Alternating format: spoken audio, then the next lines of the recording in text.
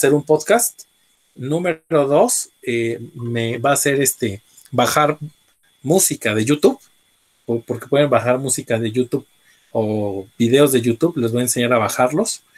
Y 3, colocar o hacer la mezcla en el programa en Audacity, que es el programa que yo les enseñé a bajar desde la computadora, o en el programa que bajaron en el celular. Algunos están trabajando con algunas aplicaciones.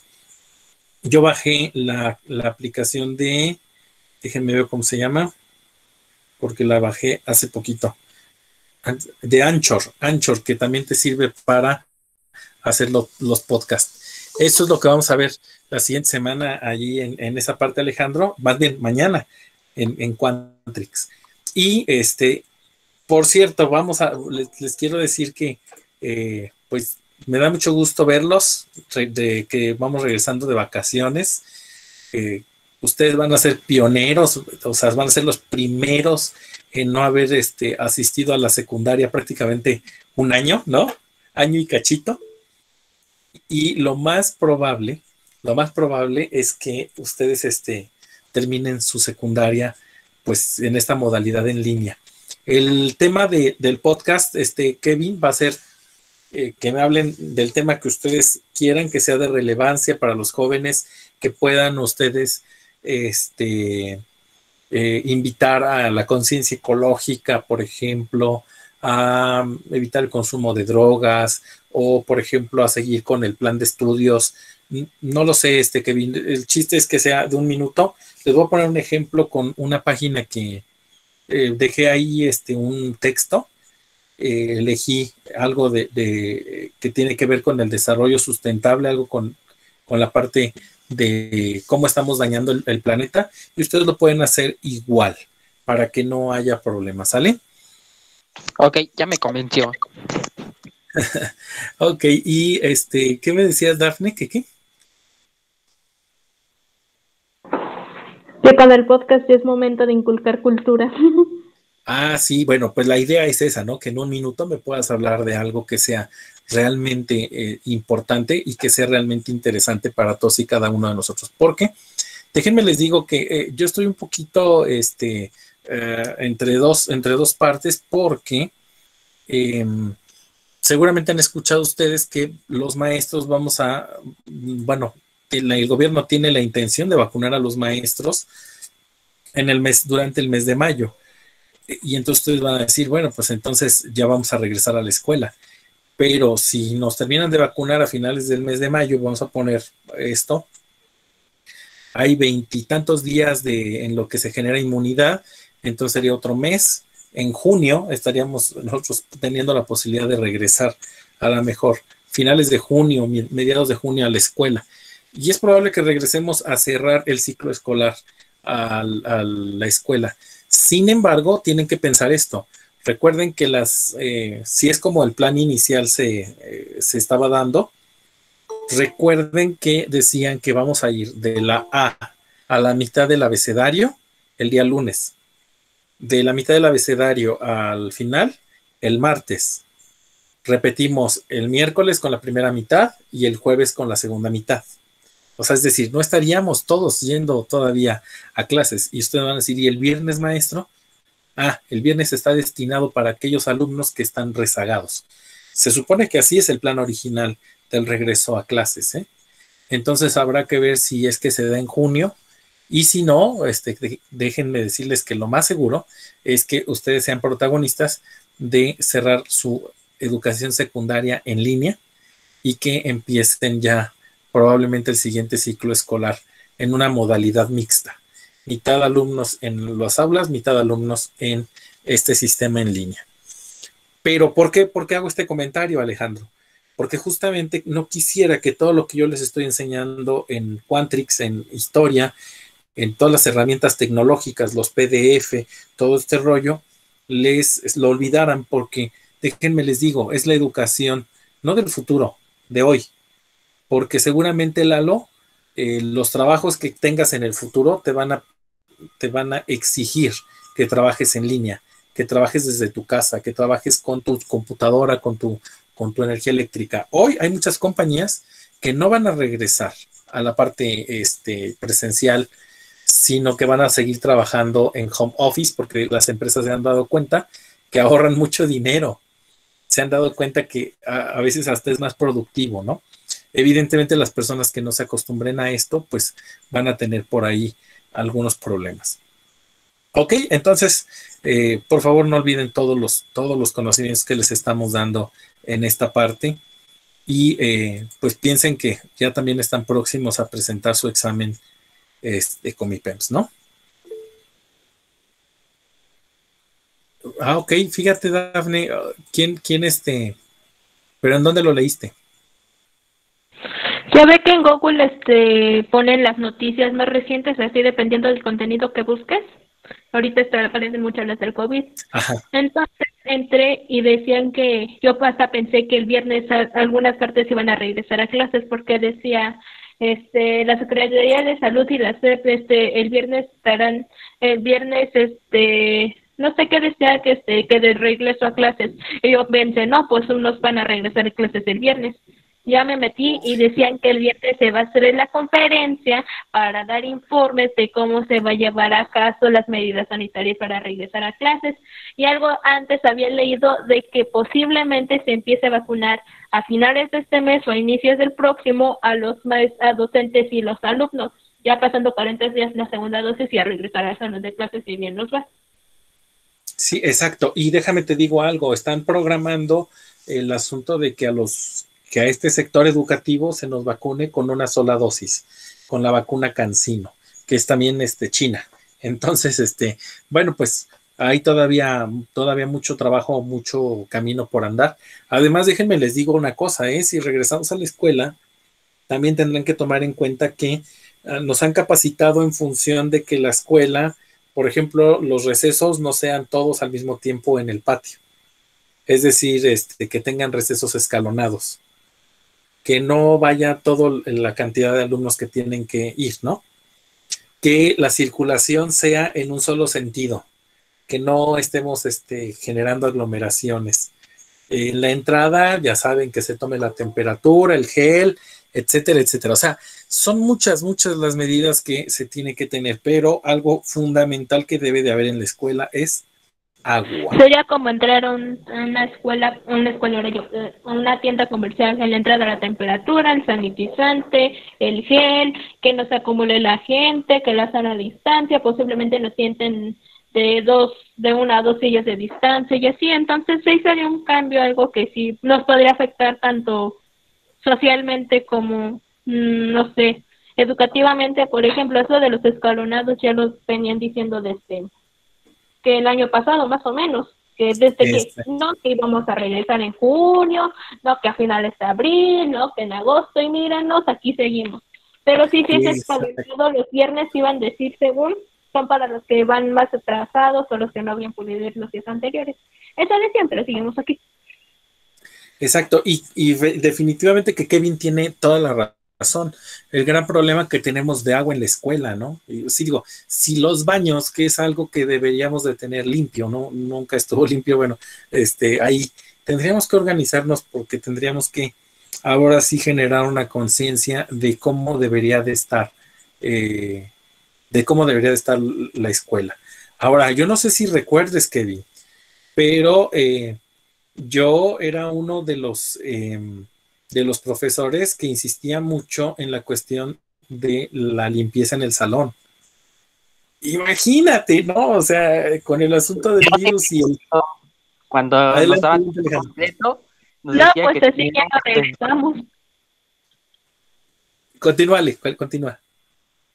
Que si teníamos el salón limpio antes de que usted llegara, pues nos dejaba salir a jugar. Exacto, y no es tanto qué bueno. Ajá, no es tanto el asunto, y no era tanto el asunto de decir que limpien, que tenga limpio, no, el asunto es, ¿cómo te enseño a ti, ser humano, a mantener un espacio limpio para que cuando te desarrolles en tu vida adulta, puedas replicar el mismo modelo en tu casa? ¿Cómo le enseñas a tus hijos, cómo le vas a enseñar a tus hijos a que mantenga limpia su casa? ¿No? Entonces, imagínense, Imagínense, ¿no? Es algo de verdad que a mí se me hace como bien importante inculcar. Ahora, ¿cuántos lo hacían nada más por jugar? Y no porque realmente quisieran tener limpio el espacio, ¿no? Entonces, bueno, pues son muchas cosas. Yo sí creo el uso de cubrebocas también importante para el regreso. Y bueno, pues vamos a ver cómo nos va con todo eso. Bien, Nos el día vamos de a hoy, ahogar con el cubrebocas. sí, seguro que sí. El día de hoy me toca dar un tema que se llama Hacia una economía industrial. Y hablo del modelo de exportación, del modelo de exportador a la sustitución de importaciones. Y esto tiene que ver con lo siguiente. Esto que estoy poniendo en azulito, el modelo exportador México antes se dedicaba únicamente a exportar materias primas y uno que otro artículo que se hacía en la industria, pero en realidad exportaba materia prima, maderas, hierro, minerales, etcétera, etcétera. Entonces, de este modelo se fue a la sustitución de importaciones y este modelo pudiera parecer muy bonito porque la idea era que no se permitiera lo que venía del extranjero, por decir un tornillo, y se tenía que producir en México. Y eso era algo padre en la idea, era padre en la idea, pero no se dio así. Sí, exactamente. Muy bien. Entonces, durante el porfiriato, muchachos, México exportaba al extranjero productos básicos y materias primas, por ejemplo, petróleo, metales preciosos, productos ganaderos, azúcar y enequén. El enequén es una especie de maguey del que se hacían unas fibras, ya les he dicho, esto es muy característico del porfiriato. Les platiqué que se hacían cuerdas con esto, ¿no? E importaba productos manufacturados y maquinaria. Todos aquellos productos que se elaboraban medio de las manos del hombre son manufacturas y eso era lo que se importaba, lo que se traía de fuera hacia adentro. Fue entonces cuando los gobiernos mexicanos comenzaron a promover la industrialización, muchachos. El objetivo era lograr que los productos que se estaban comprando en el extranjero fueran producidos y fabricados en México. Y suena bien padre y hubiera estado muy bien si lo hubiéramos hecho con calidad. No, Néstor, nada, vamos a copiar, solo pongan atención. Van a ponerme en el apunte del día de hoy, en lo que me manden, solo comentarios de lo que es el modelo de sustitución de importaciones, el modelo del desarrollo estabilizador, lo que fue el milagro mexicano, son tres cositas lo que me van a poner. Y creo que por ahí hay alguna otra cuestión, ¿sale? Pónganme mucha atención. Entonces, a esta estrategia económica se le conoce como sustitución de importaciones porque se sustituía lo que comprábamos en el exterior por productos que se supone que se iban a producir con calidad aquí en México. El problema es que se empezaron a producir por aquí cosas que no tenían calidad. Para fortalecer a la industria nacional y a los productos nacionales, se decidió establecer aranceles y altos impuestos a la importación. Te voy a poner un ejemplo con los tornillos de los que te hablaba. ¿Quieres importar tornillos de Estados Unidos? Perfecto, no te preocupes, ponle un impuesto alto. Entonces, el tornillo llegaba a territorio nacional, pero mientras que un tornillo mexicano te llegaba a costar, por decirte algo, 1 peso con 50 centavos, un tornillo americano con los aranceles, con los impuestos, te costaba 7 u 8 pesos. Evidentemente era un precio muy alto cuando tenías que hacer una construcción que requiriera muchos tornillos. Por eso establecían estos aranceles altos para que fueran muy pocos los productos extranjeros que llegaran al suelo nacional, pero que además de que llegaran al suelo nacional iban a ser carísimos. Esto, muchachos, favoreció la construcción de un mercado nacional, redujo la dependencia económica de Estados Unidos de América y aumentó el número de industrias en México. Se creó, por ejemplo, Altos Hornos de México. Se crearon fábricas que empezaron a hacer herramientas, que empezaron a hacer llaves españolas, que empezaron a hacer pericos, que empezaron a hacer pericos no de los de las drogas, pericos para trabajar, para poder aflojar tornillos, tuercas, tornillos, etcétera, etcétera. Pues una de las problemáticas, como les dije, de este modelo fue que las fábricas cada vez más se usaran más maquinaria y menos humanos. Eso incrementó la productividad, pero a la larga aumentó el desempleo.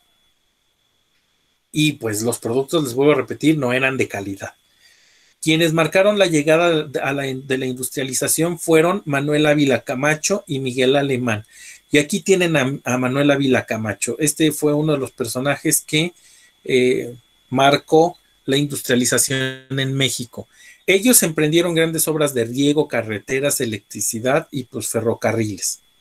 ¿Sale? Entonces, en el primer tema pasamos del modelo exportador a la sustitución de importaciones, y estos fueron dos personajes que promovieron la industrialización y la sustitución de las importaciones, Manuel Ávila Camacho y Miguel Alemán. Para quien no conoce a Miguel Alemán, acá está. Si no se lo imaginaban, es un mexicano común y corriente, ahí lo ven.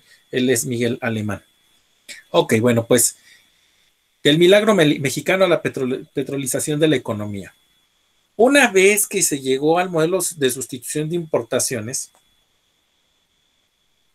evidentemente la economía mexicana se empezó a fortalecer porque fortalecía a la clase media, sobre todo a los empresarios, pero también se empezaron a modernizar el campo. Por eso dice aquí, las modernas políticas agrícolas y su coexistencia con la producción ejidal fueron sustento de todo el crecimiento económico conocido como milagro mexicano. El milagro mexicano es la época en la que el PIB, el Producto Interno Bruto, creció a más del 6% anual durante un periodo bastante largo de años. Pensábamos que México iba a entrar en el orden de los países del primer mundo. Si se hubiera mantenido en este nivel, seguramente lo hubiéramos hecho. Dicen que esta época es la llamada época de la abundancia, de la bonanza, y dicen que hasta los perros los amarraban como collar con longaniza, porque había tanto que no había problema si tú le ponías un collar de longaniza a un perro. Durante el gobierno de Miguel Alemán, de 1946 a 1952, aumentaron las inversiones en infraestructura. ¿Pero qué sucedió para que esto se diera? Número uno, ustedes se acordarán que Lázaro Cárdenas había hecho el reparto agrario y que había permitido que los ejidos trabajaran de manera importante, que trabajaran solos, ¿sale? Esto pues generó porque la gente se entusiasmara y que empezara a producir mucho, y cuando vinieron estas tecnologías con Miguel Alemán, la verdad es que la producción en el campo se dio un giro completamente radical. Esto permitió la extensión de tierras cultivables, aumentó notoriamente la generación de luz eléctrica y favoreció el campo. Aquí está Miguel Alemán, que iba a llevar la luz a todos los rincones de la República Mexicana. Hoy Miguel Alemán estaría contento porque prácticamente en toda la República Mexicana tenemos redes eléctricas, excepto en las zonas rurales muy pobres. Los resultados de la política de sustitución de importaciones, muchachos, fue el crecimiento económico y agrícola, la estabilidad de la banca mexicana, se promovió el turismo, hubo centros recreativos, por ejemplo, Acapulco, ¿no? Veracruz, aquí nace Cancún, Quintana Roo. El impulso al petróleo fueron parte del milagro mexicano. Fíjense bien, el periodo duró de 1940 a 1970. 30 años de crecimiento económico en donde pensábamos que íbamos a administrar la abundancia. Así, el milagro mexicano y la desigual distribución de la riqueza, en la que los sectores más altos de la población se beneficiaron, por los industriales, los dueños de las fábricas, de las empresas, fueron los que más aprovecharon esta etapa, y los sectores populares padecieron, agudizaron las diferencias y la inequidad en México, gracias a esta etapa. A finales de la década de 1970 y principios de 1980, la economía mexicana sufrió un proceso conocido como petrolización con el gobierno del presidente José López Portillo. Es justo con este señor con el que nuestra moneda cae, con el que se da una de las crisis económicas más fuertes que vivió el país después de 30 años de abundancia. Y entonces voy a la primera parte, antes de irme a la cuestión del proteccionismo. Voy a el modelo de sustitución de importaciones. Fíjate bien ahora cómo vas a ver los videos. A partir de el que yo te pongo lo tienes que ir pausando, pero estos que te dejo como complemento los puedes hacer así.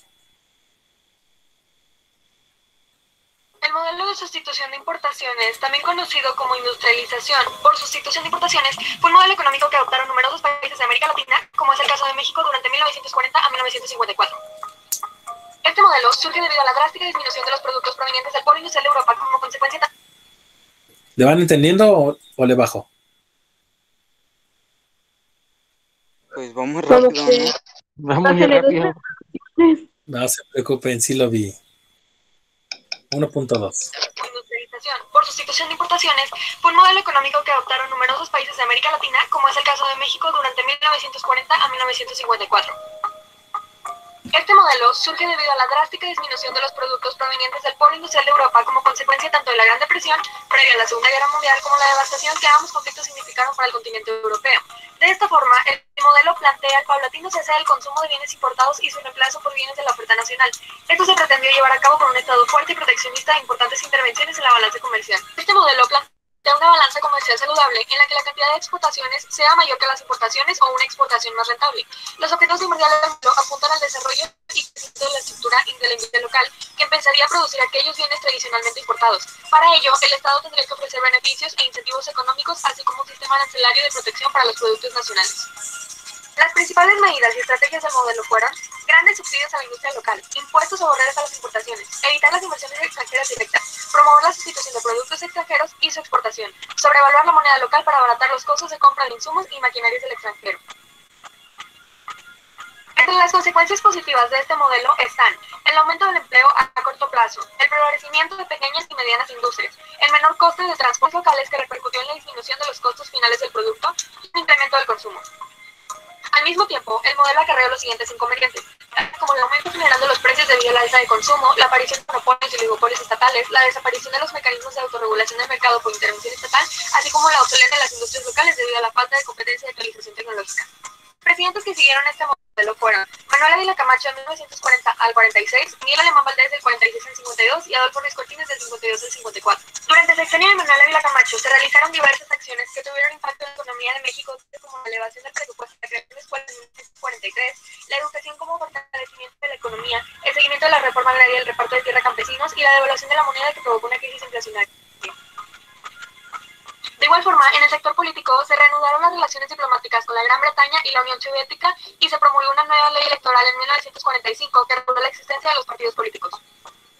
Asimismo, en el sector social se impulsó a las clases trabajadoras, se creó el Sindicato Nacional de Trabajadores de la Educación, se fundó el Instituto del Seguro Social y se canceló la educación socialista. Ok, ¿vieron en dónde se creó el IMSS? Porque esa es pregunta de examen con mi PEMS. ¿Quién era ese señor?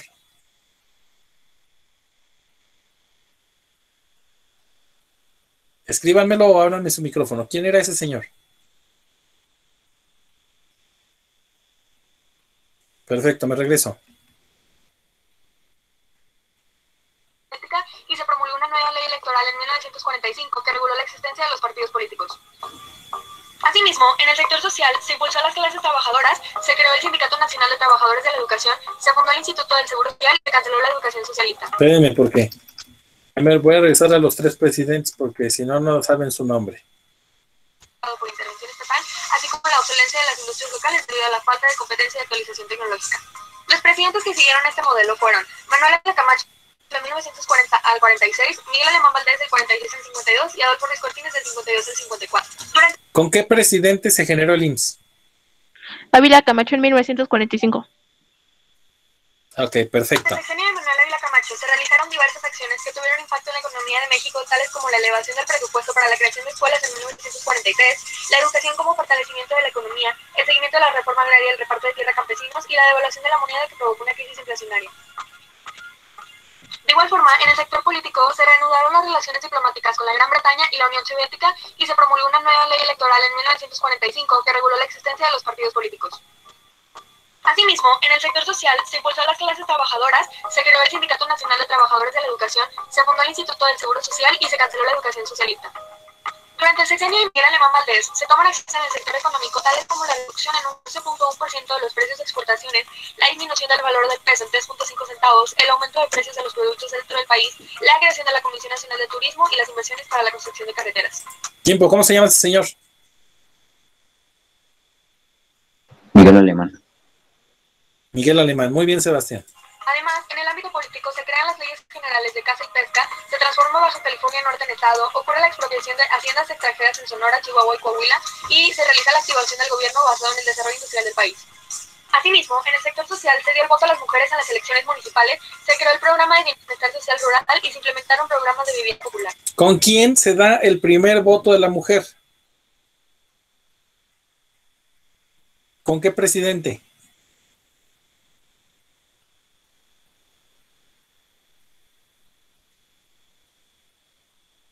No me digas que no sabes, Dafne. ¿Cómo sabe? Miguel Alemán, lo acaban de decir, en el sexenio de Miguel Alemán se da el voto a la mujer y esa es pregunta de examen Comipems.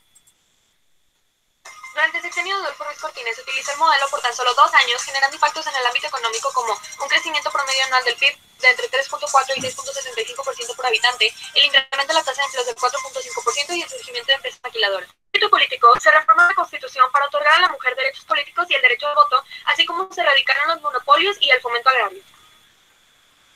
Ahí está Adolfo Ruiz De igual Cortines. forma, en el ámbito social se construyó el Centro Hospitalario 20 de noviembre del ISSSTE y se creó el programa de bienestar social rural para mejorar las condiciones de vida de la población rural. La deuda externa pública por sexenio fue la siguiente.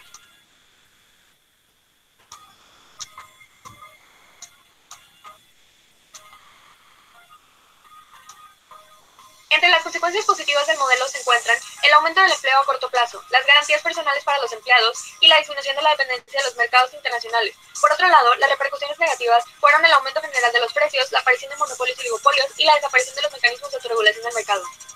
El objetivo del modelo consistió en un aumento del desarrollo y crecimiento de la estructura local para conseguir autonomía en producción de bienes. Este se logró gracias a que el Estado cumplió su rol de sustentar e impulsar el sector agrícola, al mismo tiempo que reducía el control que tenía el extranjero sobre la economía del país, convirtiendo al sector manufacturero mexicano en uno de los más dinámicos de la nación, que generó el crecimiento de exportaciones y reservas de divisas. En cuanto a la inflación final, del sexenio de Manuel Ávila Camacho se obtuvo un 132%, en el de Miguel Alemán Valdés un 47% y en el de Adolfo Ruiz Cortines un 45%. De igual forma, el tipo de cambio inicial y final de peso dólar fue el siguiente. ¿Vieron a cómo estaba el dólar? A ver, Alejandro, dime, ¿cuál era el cambio? Tipo de cambio. En el gobierno de Ruiz Cortines, Adolfo Ruiz Cortines, perdón. ¿Cuál fue? ¿Sí lo alcanzaste a ver? No. Ahí te va. No. A ver, ¿cómo? Es que no entendí muy bien la pregunta. Ok. Ahí está. ¿Cuál era el tipo de cambio de la moneda del dólar? Fíjate bien cuánto valía un dólar en los gobiernos de estos personajes. Dímelo. Primero, el del primero está en 4.85 pesos. Del segundo está en 8.65 pesos. Ya del último está en 12.5 pesos. Ok, y tú me vas a decir, profe, pues está casi igual, ¿no? Porque hoy cuesta 20 pesos el dólar. No es cierto, espérame tantito, Ale. Acuérdate que le quitaron 3 ceros a la moneda. Hoy un dólar nos cuesta 20,000 pesos. ¿Cuánto? No 4.85, ni 8.65, ni 12.50. Aquí estábamos bien. Hoy sí tenemos una moneda más débil. De igual forma, el tipo de cambio inicial y final de peso dólar fue el siguiente. Además, el precio de petróleo inicial y final por sexenio es el que se muestra a continuación.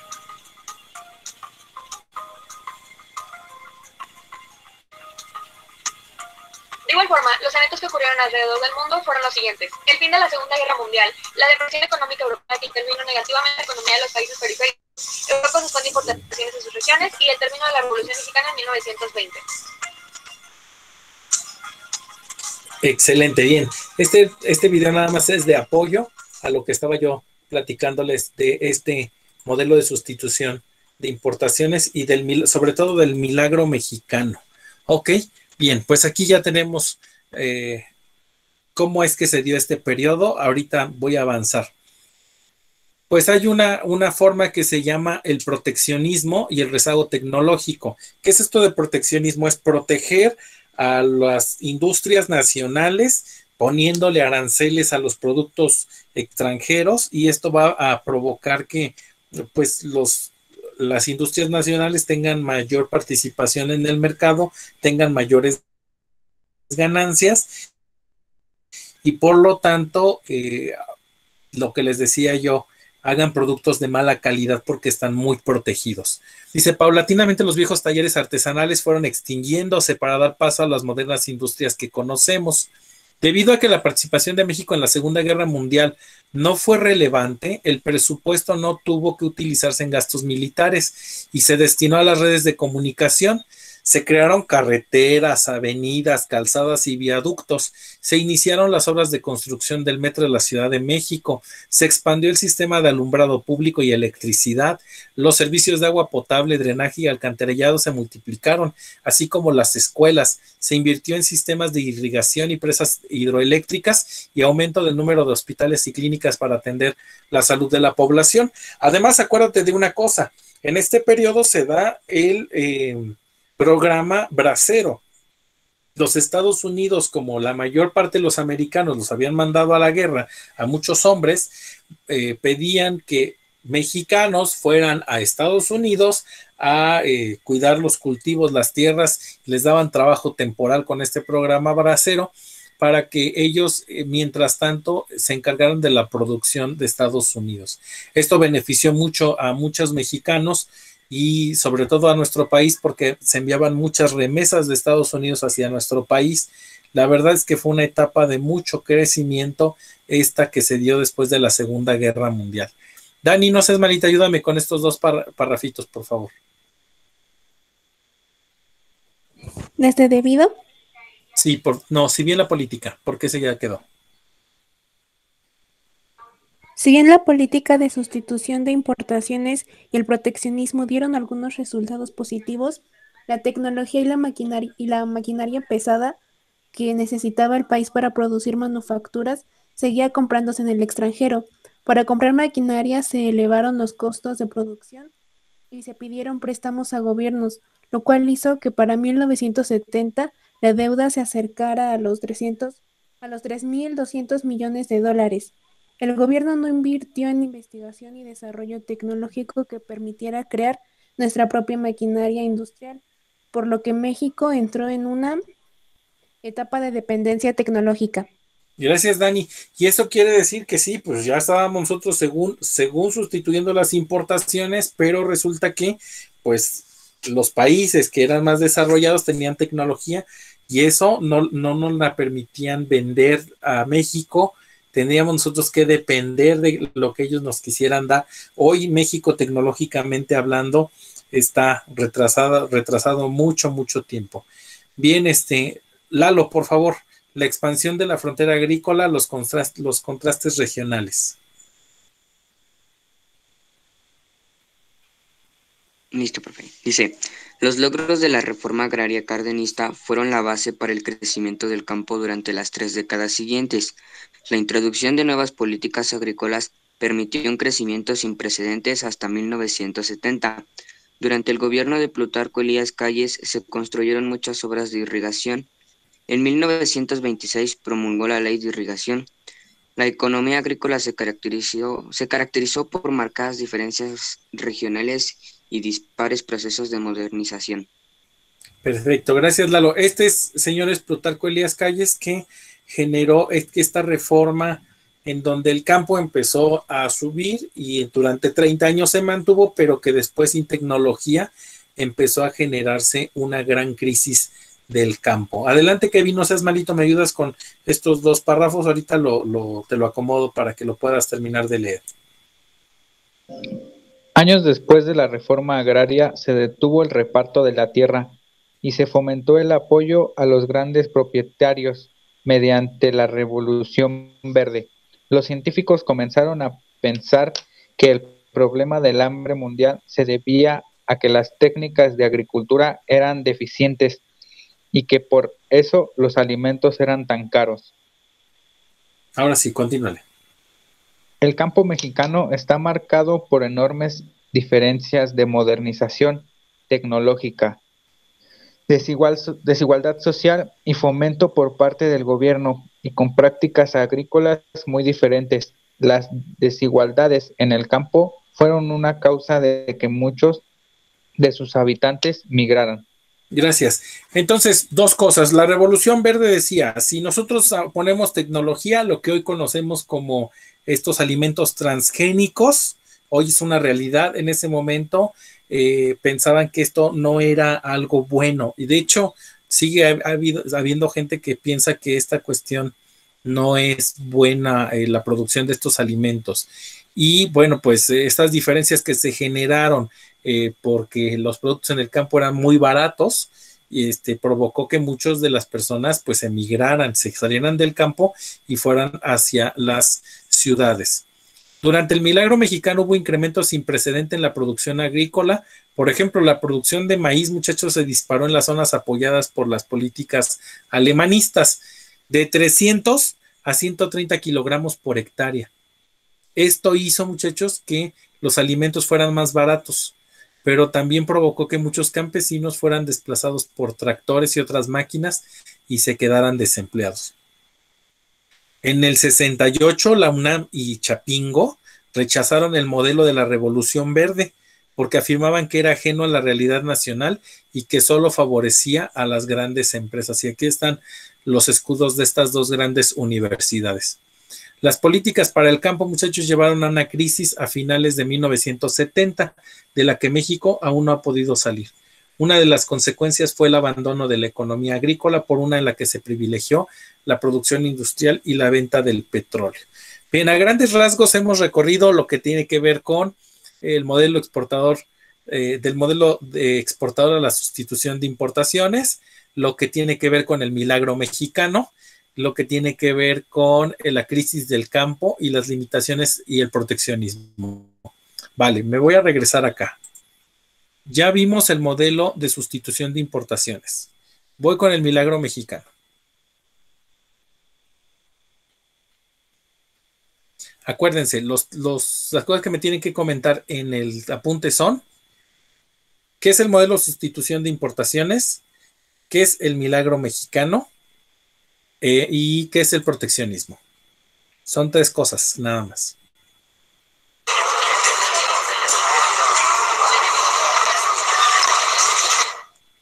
Bienvenidos a ¿Qué cuenta la historia? El Milagro Mexicano o el desarrollo estabilizador es una época que sucedió desde 1940 hasta 1968. Exactamente 28 años. Primero que nada, hay que abarcar los presidentes que estuvieron durante este periodo. De 1940 a 1946, Manuel Ávila Camacho. Del 46 al 52, Miguel Alemán Valdés. Del 52 al 58, Adolfo Ruiz Cortines. Del 58 al 64, Adolfo López Mateos, y termina con la presidencia de Gustavo Díaz Ordaz del 64 al 70. El Milagro Mexicano comienza en 1940 con Manuel Ávila Camacho, por las acciones del gobierno para controlar su economía, de modo que siempre hubiera ganancias, aunque hay que recordar que durante esa fecha se estaba dando la Segunda Guerra Mundial, pues la economía y la política del país se benefició en gran parte por esta guerra, cosa que no se esperaba, por eso es que lo llamaron Milagro. De manera política, Estados Unidos y México tuvieron un acercamiento que nunca antes había formado entre ambos países. Los presidentes Camacho y Truman, Estados Unidos y México, firmaron un trato y así se unieron. También recordemos que aunque la participación de México en la guerra fue limitada, cuando los aliados alcanzaron la victoria, México se contaba entre los vencedores. Por lo tanto, México fue un miembro fundador de la Organización de las Naciones Unidas, así que México se vio muy bien beneficiado de forma política. En cuanto a la economía, la crisis global a la que se enfrentaba el mundo a causa de la guerra colocaron a México en un papel estratégico. La fuerza productiva estadounidense estaba incompleta y el comercio internacional obstaculizado. México tenía una elevada capacidad de negociación con Estados Unidos y estaba obligado a elaborar productos que antes importaba. El país contaba con recursos naturales indispensables para la industria bélica como cobre, zinc, grafito, minerales, plata, ganado, cerveza, productos agrícolas que incrementaron sus exportaciones y estimularon su desarrollo. En el periodo, las exportaciones mexicanas se duplicaron, la industria creció, la agricultura se desarrolló y se consiguieron créditos para las obras de infraestructura. Al inicio de la Guerra Mundial, México exportó 788.7 millones de pesos corrientes. Al finalizar la guerra, el monto fue de 1.357 millones. En 1946, un año después del término de la guerra, Manuel Ávila Camacho, antes de terminar su sexenio, asignó a todos los obreros un buen salario y el gobierno garantizaba el precio de los productos agrícolas de los campesinos, mientras que otros iban a las grandes ciudades a trabajar como obreros en las empresas. El gobierno hizo esto con el motivo de elevar el nivel de vida de la población, sobre todo los campesinos, obreros y ciertos sectores de la clase media, continuar aumentando el ingreso nacional, acelerar el proceso de diversificación de actividades productivas en la economía, avanzar en el proceso de industrialización, dando preferencia a las industrias básicas y lograr un desarrollo regional más equilibrado. Ese mismo año, cuando el sexenio de Miguel Alemán comenzó, él buscó combatir la inflación mediante el incremento de la producción agrícola e industrial a través de la sustitución de importaciones, para así poner limitaciones a las importaciones que cada vez eran más caras y así crear facilidades a la producción y venta de mercancía nacional. En la presidencia de Adolfo Ruiz Cortines, él decidió devaluar el peso por una subida en los alimentos que el gobierno no podía manejar. Así logró aumentar las exportaciones mexicanas y disminuir las importaciones de mercancías y alimentos, para ahora producirlos en México. A pesar de la devaluación, la industrialización siguió. Además, en su sexenio, se mejoró la infraestructura del país. Para el término de la presidencia de Ruiz Cortines, la economía se encontraba estable. Para el presidente López Mateos, al inicio de su gobierno, se vio obligado a incrementar el reparto agrícola debido a las presiones campesinas. De esta manera, el reparto de tierras aumenta a más de 11 millones de hectáreas. Esta decisión presidencial de complementar el reparto de la tierra con recursos, obras y servicios fue de tal manera importante que la acción emprendida por las diferentes secretarías y departamentos de Estado se canalizó hacia el medio rural. Así aparecieron los centros de bienestar social rural, las construcciones de escuelas, centros de salud, nuevos sistemas de riego, electrificación y establecimiento del seguro integral agrícola y ganadero. Cuando Díaz Ordaz tomó el poder, durante sus primeros años todo parecía perfecto gracias al desarrollo estabilizador, pues gracias a todo esto México se encontraba en buen momento, razón por las cuales fue elegido para ser sede de las Olimpiadas del 68 y la Copa Mundial FIFA en el 70. Declaro solemnemente inaugurado el 9º Campeonato Mundial de Fútbol, Copa Azul Primer.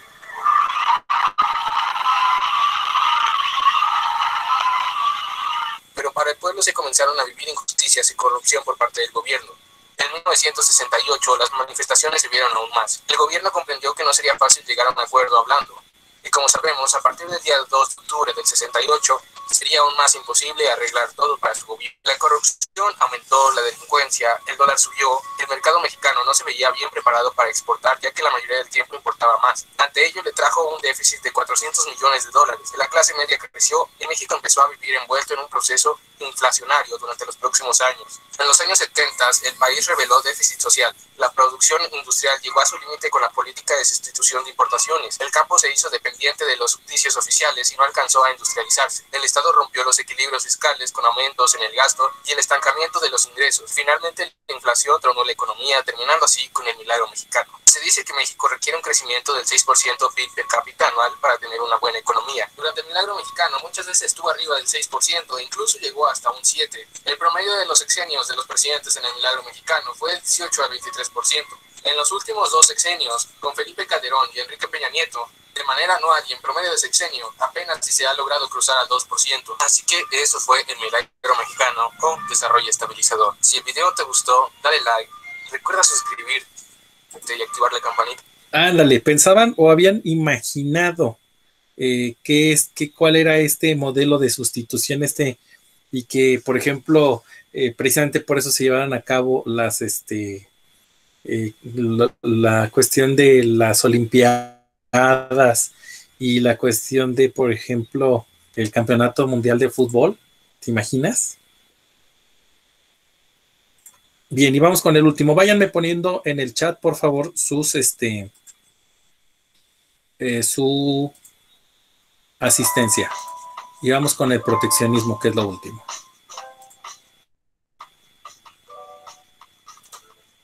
Hay nombres de políticas económicas que parecen muy beneficiosas para un país.